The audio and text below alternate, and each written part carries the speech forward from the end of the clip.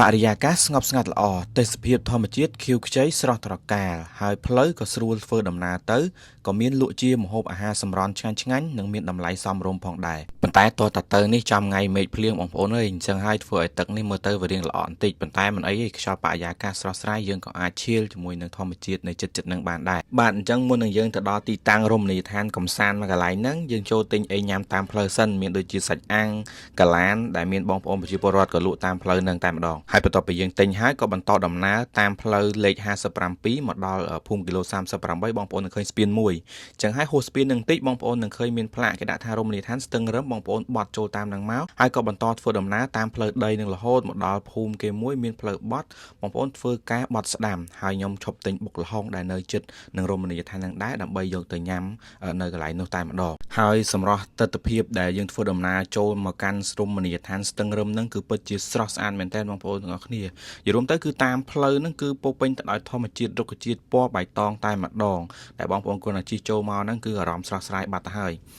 យើងបន្តដំណើរចូលមកដល់កន្លែងនេះគឺបងប្អូនត្រូវឆ្លងស្ពានឬក៏បងប្អូនបាច់ឆ្លងក៏បានដែរបងប្អូនអាចលេងនៅត្រៃខាងនេះក៏បានតែសម្រាប់ខ្ញុំដោយសារតែខ្ញុំស្ទាត់នៅក្នុងការជិះម៉ូតូដែរអញ្ចឹងខ្ញុំធ្វើការជិះម៉ូតូឆ្លងស្ពានដើម្បីមកលេង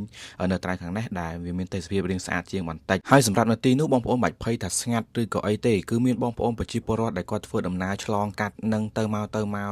មួយដែរគឺមិនដាច់មនុស្សសោះនោះទេហើយសម្រាប់អ្នកដែលស្រឡាញ់ការដើរលេងបែបធម្មជាតិពុំមានការកែច្នៃប្រឌិតអីហ្នឹង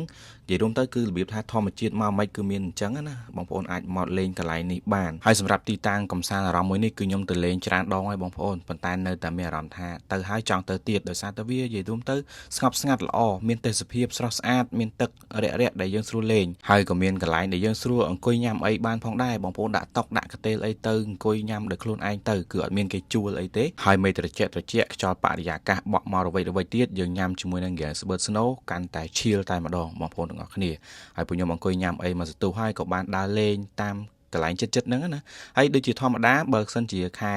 ទឹកថ្លាអីមានបងប្អូនមកលេងច្រើនក៏មានជាទូកដែលគេជួលសម្រាប់ឲ្យបងប្អូនជិះលេងកម្សាន្តផងដែរហើយសម្រាប់ពួកខ្ញុំវិញកន្លែងដែលស្ងប់ស្ងាត់អត់សូវមានមនុស្សបែបនេះគឺពិតជាក្តីសុខខ្លាំងហើយដោយសារតែវាមានតែយើងអីចឹងណាយើងចង់ធ្វើម៉េចក៏បានដែរនេះដេកមើលមេឃមើលផ្កាយរាប់ពពកអីក៏បានដែរហើយដំណើរកម្សាន្តហ្នឹងគឺមានប៉ុណ្ណឹងបងប្អូនទាំងអស់គ្នាដោយសារតែវារៀងល្ងាចដែរហើយអញ្ចឹងពួកយើងក៏បានត្រឡប់មកផ្ទះវិញអញ្ចឹងសម្រាប់បងប្អូនដែលស្រឡាញ់ចូលចិត្តការដើរលេងកម្សាន្តកុំភ្លេចជួយ follow page ខ្ញុំម្នាក់មួយផងដើម្បីទទួលបានវីដេអូថ្មីៗក្រោយៗទៀតអរគុណជម្រាបលា